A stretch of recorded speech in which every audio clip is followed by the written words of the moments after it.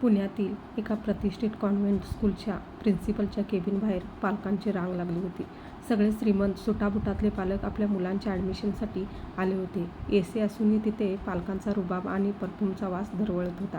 तेवढ्यात तिथे एक माणूस आला. नाव त्याचं कोंडिबा. कोंडिबाची अवस्था बघून सगळ्यांनी नाकाला रुमाल लावले.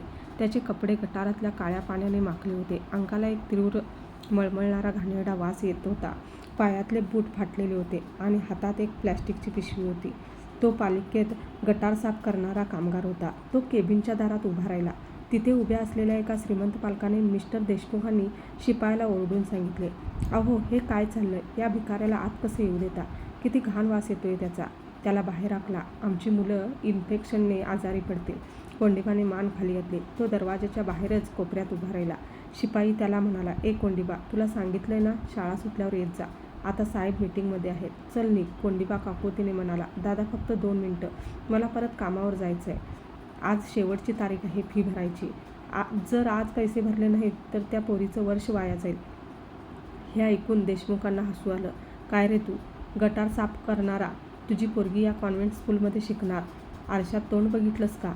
सरकारी शाळेत टाकलं की तिथे उभ्या असलेल्या इतर पालकांनी कुत्सितपणे हसून त्याला अपमानित केलं. तेवढ्यात प्रिन्सिपल मॅडम बाहेर आल्या. त्यांनी कोंडिबाला पाहिलं. त्या रागात असतील असं सगळ्यांना वाटलं. पण प्रिन्सिपल मॅडम धावत कोंडिबाच्या जवळ गेल्या. त्या घाणेरड्या कपड्यातल्या कोंडिबाला त्यांनी वाकून नमस्कार केला. सगळे पालक शॉक झाले. मॅडम म्हणाल्या, "या कोंडिबा भाऊ, आत या." कोंडिबा लाजत म्हणाला, "नको मॅडम, आतली कार्पेट खराब होईल. मी इथेच बाहेरून पैसे देतो." त्याने आपल्या मळक्या पिशवीतून चुरगळलेल्या दमक झालेल्या 100-50च्या नोटा आणि काही चिल्लर टेबलवर ओतली. "मॅडम, हे घ्या 15,000 रुपये. मोजून घ्या. त्या गौरीची फी आहे." मिस्टर देशमुखांना राहवलं नाही. त्यांनी विचारलं, "मॅडम, हा गटार साफ करणारा आणि याची मुलगी गौरी तुमच्या शाळेत शिकते आणि तुम्ही याला इतका मान का देताय?" प्रिन्सिपल मॅडमच्या डोळ्यात पाणी आले. त्या म्हणाल्या, "मिस्टर देशमुख, तुम्हाला माहीत आहे हा माणूस कोण आहे? ज्या गौरीची फी भरण्यासाठी हे आलेत ती यांची सख्खी मुलगी नाही आहे. ती एक अनाथ मुलगी आहे. 10 वर्षापूर्वी कोंडिबाची स्वतःची मुलगी सखू डेंग्यूने वारली, कारण त्यांच्या वस्तीत गटार तुंबलं होतं आणि उपचाराला पैसे नव्हते. त्या दिवशी कोंडिबाने शपथ घेतली की आज पैसा वाचून माझी पोरगी गेली, पण यापुढे माझ्या वस्तीतल्या कोणत्याही अनाथ मुलीचं शिक्षण पैसा वाचून थांबणार नाही. गेली 10 वर्षे हा माणूस रोज सकाळी 6 वाजता गटारात उतरतो. तुमच्या आमच्या घरातली घाण साफ करतो. त्या बदल्यात त्याला जे तुटपुंजे पैसे मिळतात त्यातले स्वतःला वडापाव खाण्यापुरते पैसे ठेवतो आणि बाकीचे सगळे पैसे साठवून आपल्या शाळेतल्या 50 अनाथ मुलींच्या शिक्षणाचा खर्च उचलतो. तुमच्या अंगाला महागडा परफ्यूम आहे, पण तुमचे विचार संकुचित आहेत.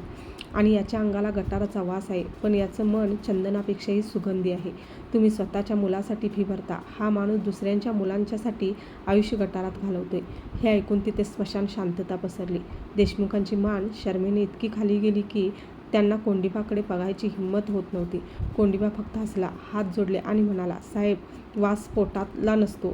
वास कामाला नसतो. वास फक्त माणसांच्या विचारांना असतो. माझी पोर शिकली तर ती गटारात नाही, मोठ्या खुर्चीवर बसतील. यातच मला स्वर्ग मिळतो." त्या दिवशी त्या AC ऑफिसमध्ये कोंडिबाचा तो घाणेरडा वास सगळ्यांना पवित्र वाटू लागला. तात्पर्य: माणसाचे मोठेपण हे त्याच्या राहणीमानानुसार ठरत नसते, तर ते त्याच्या विचारावर ठरत असते.